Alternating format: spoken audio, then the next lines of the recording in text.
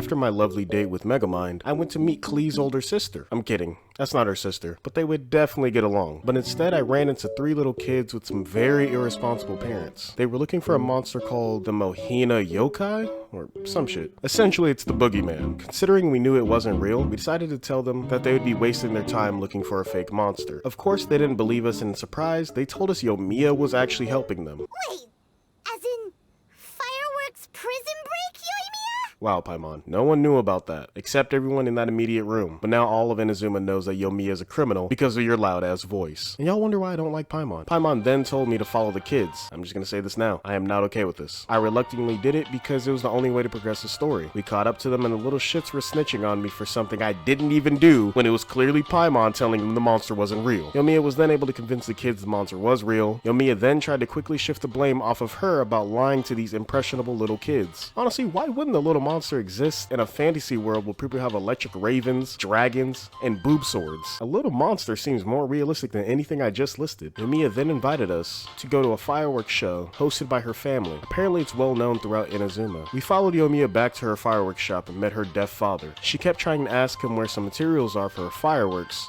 but because, you know, he's deaf, she was having a hard time communicating with him.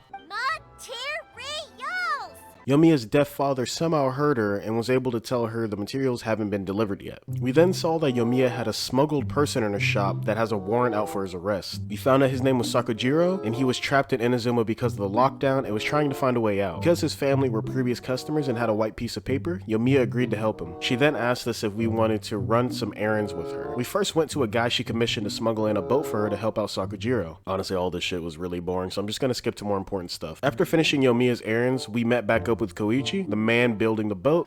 That's way too small. If Yomiya's friend rides us through a storm, he will indeed end up on a shirt. We reported back to him and told him his boat was ready, but he changed his mind on leaving. So Yomiya and I decided to go speak to an older couple that was in the Tenryou Commission to see if they could do anything. We told them the situation, and they let us know they would be unable to help us with our situation, considering their son and Sakujiro were friends and had a falling out. We then headed back to Yomiya's shop. Once we arrived, we were told the Tenryou Commission searched Yomiya's fireworks shop for Sakujiro. Fortunately enough, he heard them before they got in, so he escaped through the window, and now we had to go find him. After beating their asses, we found him directly in the Tenryou Commission's hands, aka Kisuke, aka Sakujiro's old friend. Yomiya didn't want her friend to be punished, so she convinced Sakujiro to talk to Kisuke so they could talk once more to finally let them understand each other. Kisuke and Sakujiro reconnected once more. Kisuke let Sakujiro escape on the boat, while Yomiya, Paimon, and I watched the fireworks on a lone island.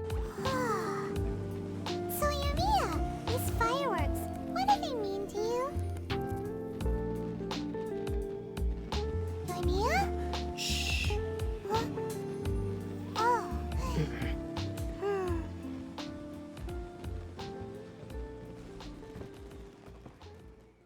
After the fireworks festival, I headed to the tea house to meet with Ayaka and Toma. When we arrived, we found the place deserted besides the friendly Shiba dog. Ayaka quickly rushed in behind us to let us know Toma was kidnapped by the Tenryou Commission and the Raiden Shogun. We told Ayaka to stand down and we will handle it, and quickly head off to the ceremony. We found Toma tied up by the Tenryou Commission and intercepted Toma's vision being stolen by Ball. I know we were about to get killed, but I'm getting a front row seat to her booba blade. But the fun was immediately stopped after I was sucked into a different realm, where Ball had to unfairly fight my Eula and Zhongli combo. Not gonna lie, she was beating my shit in. She then unfairly canceled my vision. As I was getting my damage in, a cutscene played, and she clapped us in the cutscene. She was about to give me waves, but Toma didn't like that, and saved my luscious locks from her blade. Who says white man can't jump? Because 2 white men just cleared this huge ass gap, and that's impressive. We were able to escape Ball for now, and Toma sent me to seek the resistance for help. We were able to narrow down their location in Azuchi Beach, and immediately headed over. We found Teppei, a resistance member that was being jumped by 2 samurai. Since we helped him, he offered to introduce us to General Goro. We told Goro everything that had occurred at the ceremony, and he welcomed us in to his ranks with open arms. Goro then had Teppei show us around the camp. While Teppei was giving us a tour, the Shogun's army attacked and we were quickly thrust into battle. Because I had Eula, I made quick work of them. Once the battle was over, we came to the decision a spy was in the resistance and we had to figure out who. We immediately went to report to General Goro, but he was nowhere to be seen. It appears he went to the front lines to lead the main forces in battle since Sarah showed up. We immediately headed to the front lines to back up General Goro and the resistance. Once we arrived, we saw Kujo Sarah and Goro in a stalemate. Kujo Sarah wanted to make a deal with Goro by having the resistance turn us over to them, but since Goro is a thug, he said no. When we finally caught up to him, Sarah immediately challenged us to a duel. Because Aether isn't a bitch, he said yes. I then made quick work of all her men because I had Eula. After I won, Sarah sent all her forces and we were thrust into an all-out war.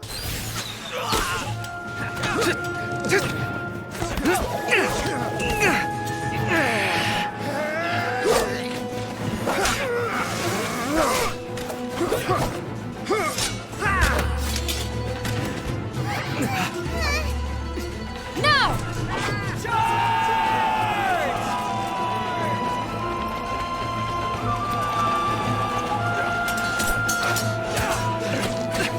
firm! Hold the line!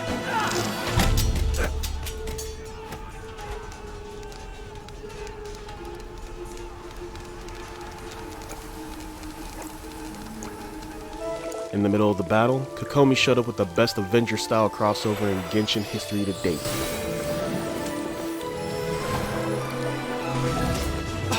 Her Excellency!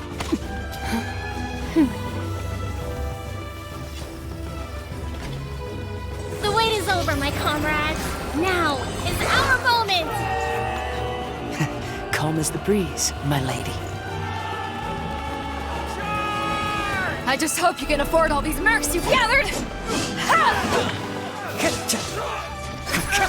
This man Kaza is probably the coolest character in Genshin, hands down. He forced Sarah's men to retreat, and it seems we had won for now.